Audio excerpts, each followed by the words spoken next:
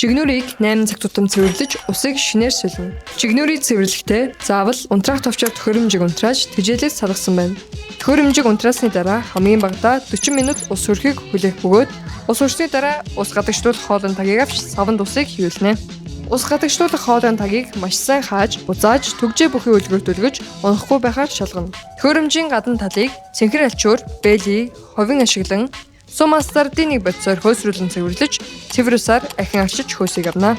Үүний дараа төхөөрөмжийг унтрааж, хаалгыг онгорхой 10 минут орчим болсны дараагаас жигнүрийн тавцсан дотор талыг цэвэрлэнэ. Дотор талын тавцсан тавиуруудыг авч угааж цэвэрлэнэ.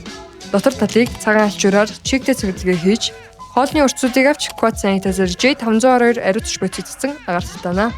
Үүний дараа хуучин усыг бүгдийг насгасны дараа дахин шинээр халуун буцалсан ус хийж ажилуулж эхэлнэ. Үүнээс гадна өөр гаргагч нь хоолны өртөс хаягдал их урвал халж эвдрэх аюултай тул 7 хоногт нэг удаа заавал авч цэвэрлэнэ.